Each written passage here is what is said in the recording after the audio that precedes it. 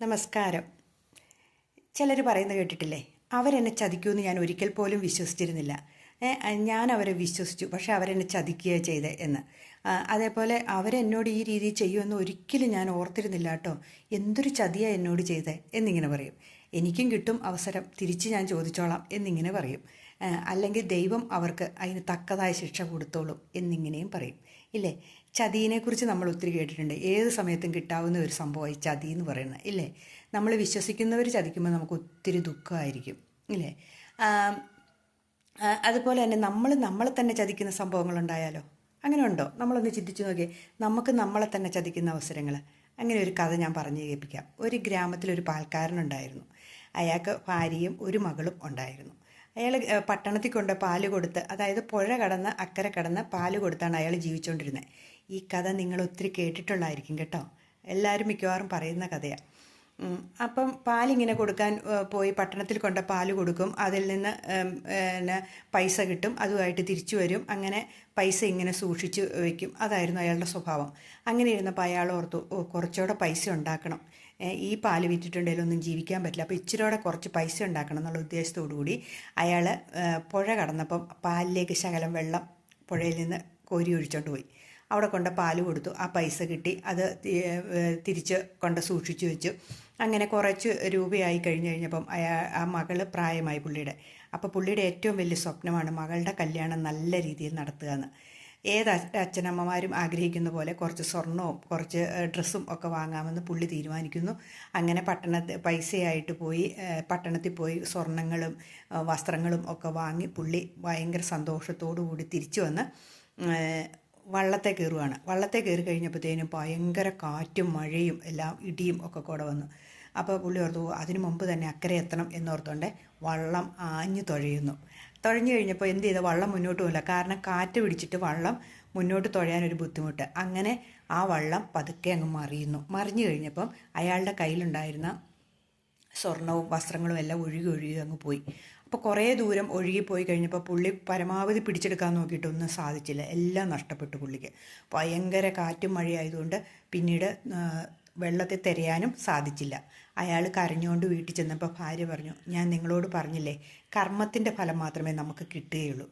നമുക്ക് പാലിൽ വെള്ളം ചേർത്ത് കൊടുക്കേണ്ട കാര്യമില്ലായിരുന്നു. നമ്മളെ തന്നെയാണ് ചതിച്ചത്. ഇപ്പം നമ്മൾ തന്നെ അനുഭവിക്കേണ്ട വന്നില്ലേ എന്നിങ്ങനെ ഭാര്യ ചോദിക്കുന്നു.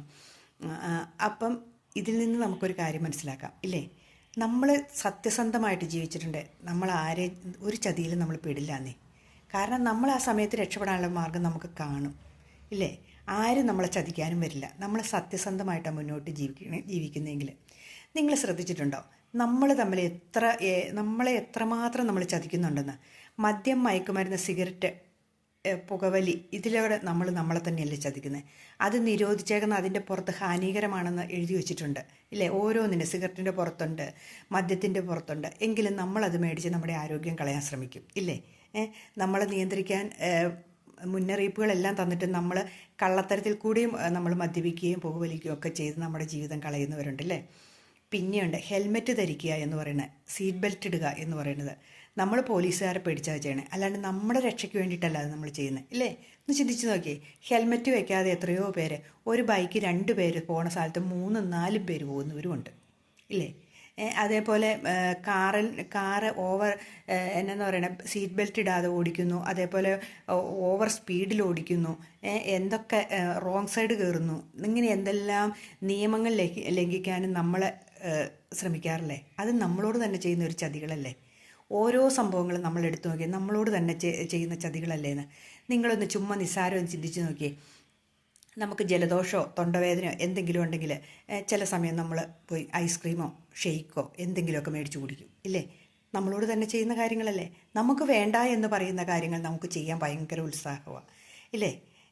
അതായത് ഇപ്പം തൊണ്ടവേദനയൊക്കെ കൂടും, ഡോക്ടർമാർ നിർദ്ദേശിച്ചു നിങ്ങൾ ഐസ്ക്രീമോ അല്ലെങ്കിൽ തണുത്തോ ഒന്നും കഴിക്കരുത് കേട്ടോ എന്ന് പറഞ്ഞു വിട്ടിട്ടുണ്ടെങ്കിൽ ഉടനെ നമ്മൾ വന്നിട്ട് പോണ വഴിക്ക് ആരെങ്കിലും ഐസ്ക്രീം തിന്നണ്ട എന്ന് പറഞ്ഞാൽ കഴിച്ചേക്കാം, സാരമില്ല, മരുന്നുണ്ടല്ലോ കയ്യിൽ എന്നിങ്ങനെ ഓർത്തുകൊണ്ട് നമ്മളത് കഴിക്കും, ഇല്ലേ.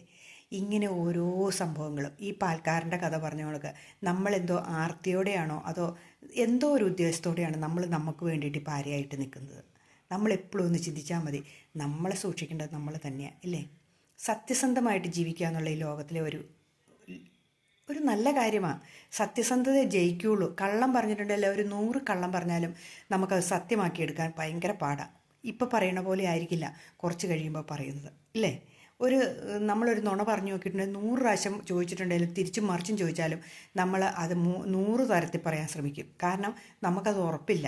അത് അങ്ങനെ പറഞ്ഞാൽ എങ്ങനെയാണ്, ഇങ്ങനെ പറഞ്ഞാൽ എങ്ങനെയാണ് എന്നിങ്ങനെ ചിന്തിക്കും, ഇല്ലേ? ആ സമയത്ത് സത്യം എന്ന് പറയുന്ന ഒറ്റ പ്രാവശ്യം പറഞ്ഞാൽ മതി. ആ രീതി നമുക്കറിയാം. ആ രീതിയിൽ നമ്മൾ ഉറച്ചു നിൽക്കുകയും ചെയ്യും. അപ്പം നമ്മൾ ചിന്തിക്കേണ്ടത് തന്നെ, നമ്മൾ പരമാവധി സത്യസന്ധരായിട്ട് നമ്മളോട് ചതി ചെയ്യാണ്ട് ജീവിക്കാൻ ശ്രമിക്കുക. നമ്മുടെ ജീവിതത്തിലെ ഏറ്റവും വലിയ മുതൽക്കൂട്ടെന്ന് പറയുന്നത് എന്നാണെന്നറിയാമോ? നമ്മളെ വഞ്ചിക്കാതിരിക്കുക. നമ്മളെ വഞ്ചിച്ചാൽ നമ്മൾ തീർന്നു, അത് കൂട്ടിയാൽ മതി. കാരണം നമ്മളെ ഇഷ്ടപ്പെടാണ്ടിരിക്കുന്നതുകൊണ്ടാണ് നമ്മൾ നമ്മളെ തന്നെ വഞ്ചിക്കാൻ ശ്രമിക്കുന്നത്. അപ്പോൾ പിന്നെ നമ്മൾ മറ്റുള്ളവരെ എന്തുമാത്രം സ്നേഹിക്കും, ഇല്ലേ? നമുക്ക് നമ്മളോടൊരു വിശ്വസ്തതയില്ലെങ്കിൽ പിന്നെ മറ്റുള്ളവരോട് എന്ത് വിശ്വസ്തത നമുക്ക് കാണിക്കാൻ പറ്റും? അത് മാത്രം നമ്മൾ ചിന്തിച്ചാൽ മതി. അപ്പം നമ്മളെപ്പോഴും നമ്മളെ സ്നേഹിക്കുക. പരമാവധി ചതിയും വഞ്ചനയും ഒന്നും നമ്മുടെ ജീവിതത്തിൽ ഉണ്ടാകാതിരിക്കാൻ നമ്മൾ ശ്രദ്ധിക്കുക.